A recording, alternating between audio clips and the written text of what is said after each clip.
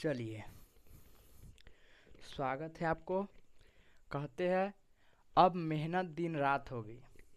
अब मेहनत दिन रात होगी, लोगों से कम और किताबों से ज़्यादा बात होगी। अब मेहनत दिन रात होगी, लोगों से कम किताबों से ज़्यादा बात होगी। तो अब आपको लोगों से नहीं, किताबों से बात करने की आवश्यकता है। आज हम देखेंगे कक्षा 10th की फिजिक्स के फर्स्ट चैप्टर प्रकाश का परावर्तन। कक्षा 10th का जो साइंस विज्ञान है उसका 3 भाग है, फिजिक्स, केमिस्ट्री और बायोलॉजी। बोल देते हैं, आप लोग सुन लीजिए। फिजिक्स, केमिस्ट्री तथा बायोलॉजी। फिजिक्स को भौतिक विज्ञान कहते हैं और केमिस्ट्री को रसायन विज्ञान कहते हैं और बायोलॉजी को हिंदी में जीव विज्ञान कहते हैं। फिजिक्स और केमिस्ट्री में ये अंतर है कि फिजिक्स में हम लोग वातावरण में होने वाले घटना का अध्ययन करते हैं, लेकिन केमिस्ट्री में हम लोग वातावरण में होने वाले परिवर्तन का अध्ययन करते हैं। घटना और परिवर्तन में अंतर है, समझिए। कल को खोल के फिर जोड़ देना घटना कहलाता है, लेकिन दूध से दही को बन जाना वो एक प्रकार की परिवर्तन है। तो घटना और परिवर्तन में कुछ अंतर होता है जो आपको जाननी चाहिए। दूध से दही बनना परिवर्तन हुआ, दूध से मिठाई बनना, छेना बना के मिठाई बना दिया, पनीर बना दिया, कुछ बना दिया, कोई कुछ लस्सी, कुछ दुकान सब आता है, ये सब क्या है? परिवर्तन है। वही कुछ घटना होता है, तारा का टिमटिमाना, सूर्य ग्रहण लगना, चंद्र ग्रहण लगना, तो ये सब क्या है? कुछ घटना है और कुछ परिवर्तन होता है। तो घटना और परिवर्तन का यही अध्ययन होता है फिजिक्स और केमिस्ट्री में। तो फिजिक्स का फर्स्ट चैप्टर है प्रकाश का परावर्तन। चैप्टर का नाम है प्रकाश का परावर्तन। प्रकाश का परावर्तन, प्रकाश का परावर्तन। बोलेंगे ज़्यादा और लिखेंगे कम, आप लोग सुनते रहिएगा। प्रकाश किसे कहते हैं? तो आप इसे लिख सकते हैं, प्रकाश वैसी माध्यम है जिसकी सहायता से हम किसी वस्तु को आसानी से देख पाते हैं। हो सकता है कि नहीं? प्रकाश वैसी माध्यम है जिसकी सहायता से हम किसी वस्तु को देख पाते हैं। ये आप लोग लिख लीजिए, प्रकाश वैसी माध्यम है जिसकी सहायता से हम किसी वस्तु को देख पाते हैं। ये हो गया। अब प्रकाश क्या है? तो प्रकाश कण भी है और प्रकाश तरंग भी है। तो ऑब्जेक्टिव क्वेश्चन में पूछता है कि प्रकाश क्या है, तो प्रकाश तरंग है। अब कौन तरंग है? तो अनुप्रस्थ तरंग है। आप लोग कक्षा 9th के ध्वनि चैप्टर में अनुदैर्घ्य के बारे में पढ़े होइएगा कि ध्वनि अनुदैर्घ्य से चलता है, सांप लेखा टेढ़ मेढ़। लेकिन प्रकाश गमन करती है सीधी रेखा में, याद रखिएगा, प्रकाश गमन करती है सीधी रेखा में। इसीलिए प्रकाश गमन करती है सीधी रेखा में, और वो जो तरंग उत्पन्न होता है उस तरंग को कहते हैं अनुप्रस्थ, यानी प्रकाश चलती है अनुप्रस्थ में। तो प्रकाश कैसी तरंग है? तो अनुप्रस्थ तरंग है। प्रकाश कैसी तरंग है? तो अनुप्रस्थ तरंग है। आगे बढ़े। अब यही था प्रकाश, पिछले कक्षा में ऐसे कुछ लिखल है। अब प्रकाश तथा उसके स्रोत, प्रकाश और उसके स्रोत। फर्स्ट है प्रकाश और उसके स्रोत। प्रकाश और उसके, क्या लिख दिए? ठीक है, प्रकाश और उसके स्रोत। प्रकाश बोले अभी, प्रकाश वैसी माध्यम है जिसकी सहायता से हम किसी वस्तु को देख पाते हैं, लेकिन प्रकाश वस्तु पे पड़नी चाहिए और देखने के लिए आँख की आवश्यकता होती है कि नहीं? अगर हम आँख को मूंद ले तो क्या किसी को चीज़ को देख पाएंगे? नहीं ना। तो प्रकाश के साथ साथ हमें आँख की भी आवश्यकता है। अब कोई अंधा है, आन्हर है, देहाती भाषा में कहते हैं उसे आन्हर, तो अगर कोई आन्हर है तो बताइए वो देख पाएगा? बताइए तो, अगर कोई आन्हर है तो प्रकाश की उपस्थिति में भी देख पाएगा? उसे हम टॉर्च दे दिए तो नहीं ना। तो देखने के लिए प्रकाश के साथ साथ आँख की भी आवश्यकता होती है। तो देखने के लिए प्रकाश के साथ साथ आँख की भी आवश्यकता होती है। अब आगे बढ़ते हैं। तो प्रकाश के स्रोत, प्रकाश क्या है? तो प्रकाश बता दिए वैसी माध्यम है जो। अब स्रोत, स्रोत क्या होता है? यानी वैसे चीज जो उसका इकाई मानी जाए, एक लेखा से समझिए, यानी वहाँ से वो चीज़ आता हो, उत्पन्न होता हो, उसे ही स्रोत कहते हैं। जैसे जल स्रोत, यानी वैसी स्थान जहाँ से जल आता हो, जैसे नदी, नहर, तालाब, कुआं, झील, झरना, पोखर, समुद्र, सागर, ये सब क्या है? नदी का स्रोत है कि नहीं? यहाँ सब पानी का स्रोत है कि नहीं? हम लोग यहाँ से पानी प्राप्त कर सकते हैं, तो ये सब क्या है? पानी का स्रोत। ठीक उसी प्रकार हमें पढ़ना है प्रकाश का स्रोत, यानी प्रकाश के क्या क्या स्रोत हो सकते हैं, प्रकाश के स्रोत के बारे में हमें पढ़ना है। तो आप बताइए प्रकाश के क्या स्रोत हो सकते हैं? यानी वैसी चीज जिससे प्रकाश निकलता है उसे प्रकाश के स्रोत कहते हैं, कह सकते हैं कि नहीं? वैसे चीज जिससे प्रकाश उत्पन्न होता है उसे क्या कह सकते हैं? प्रकाश के स्रोत। वैसे चीज का डिफिनेशन लिखिए, वैसी वस्तु जो स्वयं प्रकाश उत्पन्न करता है उसे प्रकाश का स्रोत कहते हैं। वैसे चीज जो स्वयं प्रकाश उत्पन्न करता है उसे प्रकाश का स्रोत कहते हैं। जैसे मोमबत्ती, सूर्य, ये स्वयं प्रकाश उत्सर्जित करता है कि नहीं? तो इसे क्या कहेंगे? प्रकाश का स्रोत। और है लालटेन, दिया, सलाई, ये सब क्या है? प्रकाश के स्रोत। अगला टॉपिक है प्रदीप्त और अप्रदीप्त वस्तुएं। एक मिनट,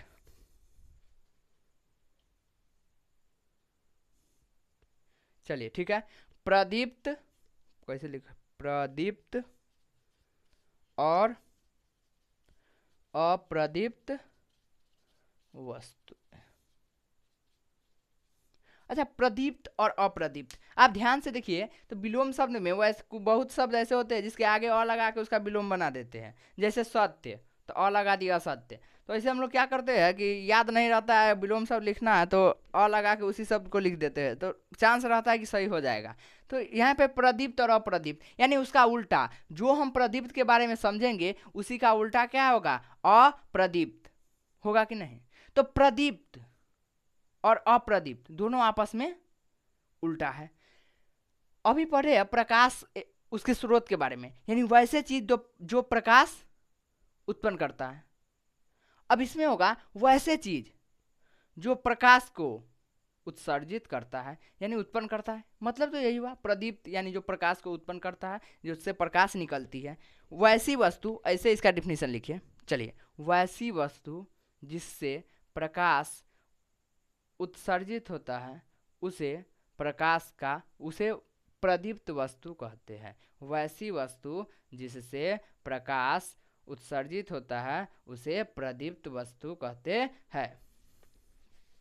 लिखिए लिखिए, वैसी वस्तु जिससे प्रकाश उत्सर्जित होता है उसे प्रदीप्त वस्तु कहते हैं। जैसे सूर्य का प्रकाश, सूर्य से प्रकाश आता है कि नहीं? तो प्रदीप्त हुआ कि नहीं? उससे प्रकाश आ रहा है कि नहीं?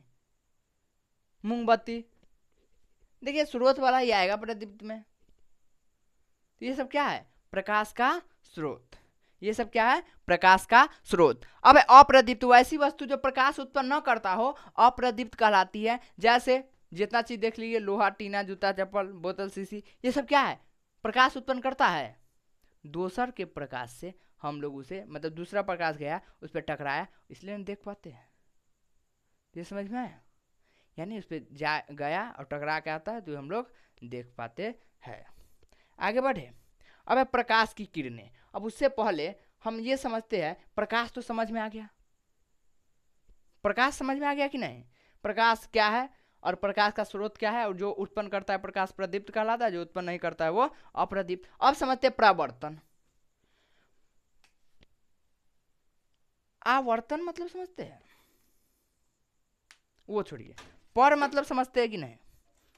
पर मतलब दूसरे पर, पर मतलब दूसरे पर, पर मतलब ऐसे याद रखिए दूसरे पर। यानी ये कोई दीवार है, ये कुछ है, मान लीजिए दीवार है, और यहाँ पे प्रकाश आया और टकरा के भाग गया, यानी पर मतलब दूसरे के यहाँ भाग गया, ऐसे याद रखिए। पर मतलब दूसरे पर। विज्ञान में आता है पर का मतलब दूसरे, एक जगह पंख आता है, तो पर का मतलब दूसरे पर, यानी पर परागण, यानी दूसरे से परागण होगा कि नहीं?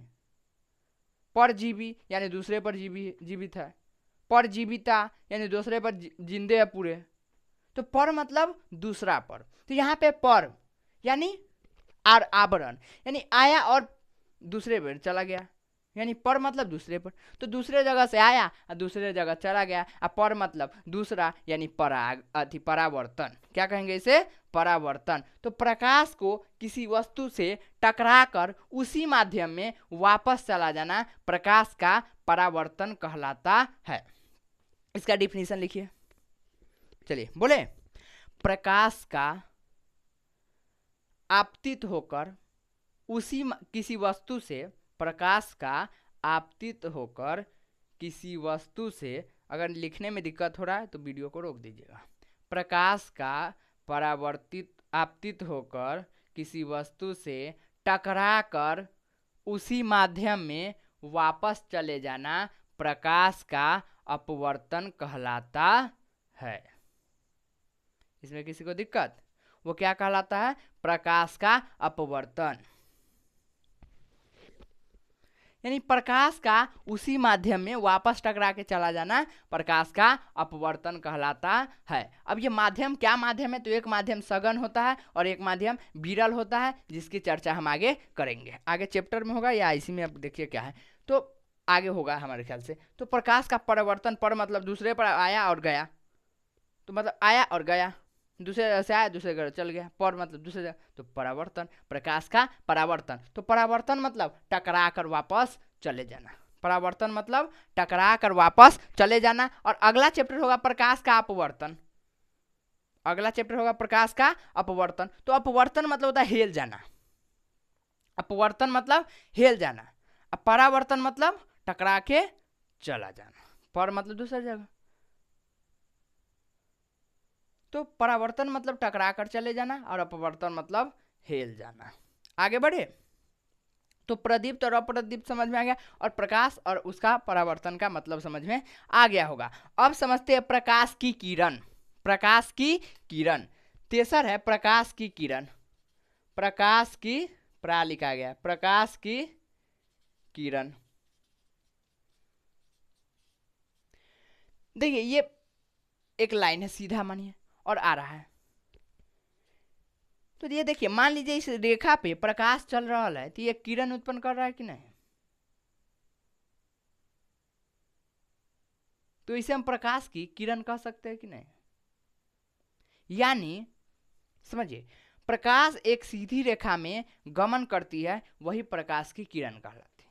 इसका क्वेश्चन लिख सकते हैं आंसर, प्रकाश जब सीधी रेखा में, प्रकाश सीधी रेखा में गमन करती है, वही प्रकाश की किरण कहलाती है। ये देख लीजिए, ये क्या है? प्रकाश की किरण। प्रकाश जब सीधी रेखा में गमन करती है तो वही प्रकाश की किरण कहलाती है। और इसके समूह को पुंज कहा जाता है।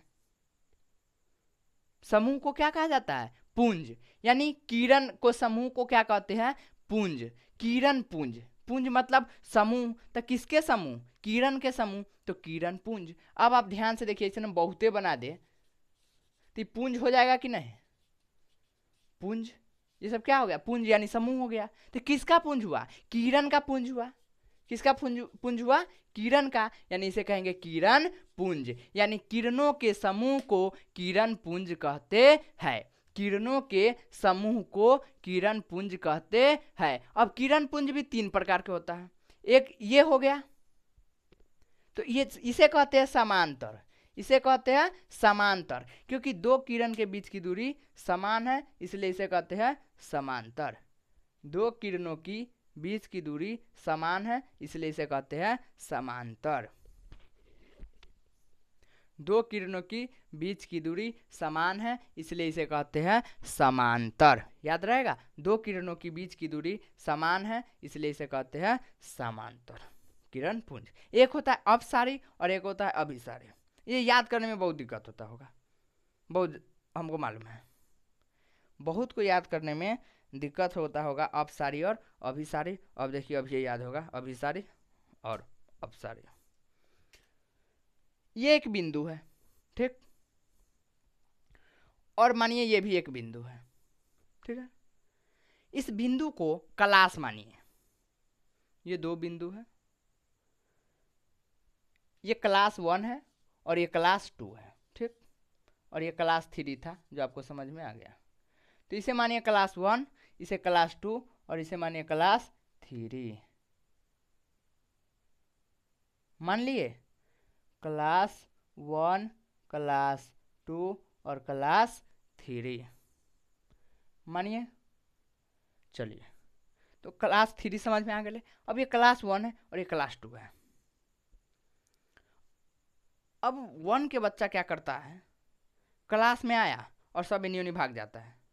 यानी क्लास में आया और ये बच्चा सब इन्हीं भाग गया, कोई इन्हीं भाग गया, कोई इन्हीं भाग गया, कोई इन्हीं भाग गया, कोई इन्हीं भाग गया। यानी एक जगह शांत है नहीं ना। और ये जो बच्चा है जो हम रेखा से दर्शाए हैं, ये है किरण पुंज। ये क्या है, किरण के समूह है, इसलिए इसे क्या कहेंगे, किरण पुंज। क्या कहते हैं इसे, किरण पुंज।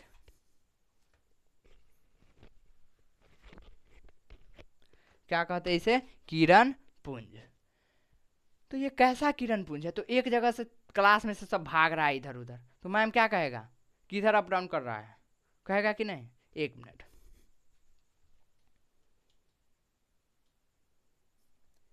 मैम क्या कहेगा, किधर अप डाउन कर रहा है, चल किधर अप डाउन कर रहा है, तो अप डाउन, अप डाउन, जाओ आओ, जाओ आओ।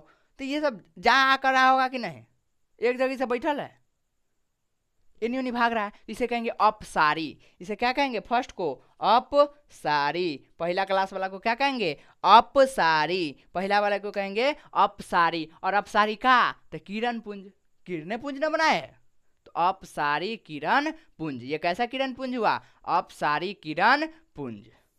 तो एक बिंदु से, इसका ऐसे लिख सकते डिफिनीशन, एक बिंदु से किरण पुंज को निकलकर आगे की ओर गमन करना अपसारित रूप से, एक बिंदु से, समझिए, एक बिंदु से किरण पुंज को निकलकर अपसारित रूप से गमन करना अपसारी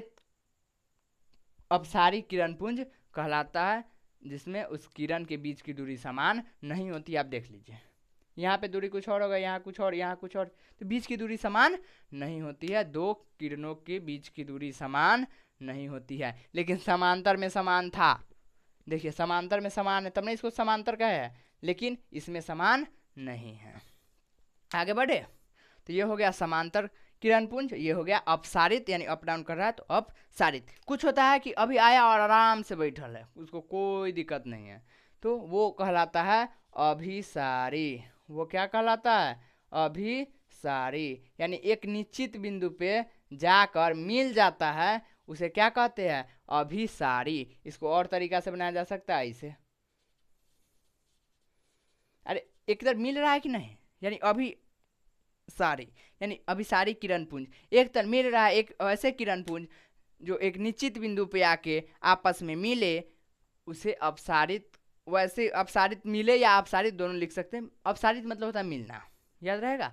अभिसारी, अभिसारी मतलब होता है मिलना, अभिसारी मतलब मिलना। तो वैसे किरण पुंज जो आपस में आकर एक निश्चित बिंदु पर अभिसारित होती हो, या उसका दूसरा नाम क्या बोला, मिलती हो, उसे अपसारित किरण पुंज कहते हैं। तो मुझे उम्मीद है किरण पुंज भी आपको समझ में आ गया होगा।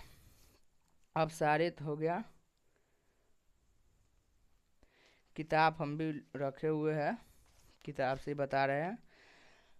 समांतर भी हो गया और अभिसारी भी हो गया। अब है पारदर्शी, पारभासी और अपारदर्शी। पारदर्शी, पारभासी और अपारदर्शी।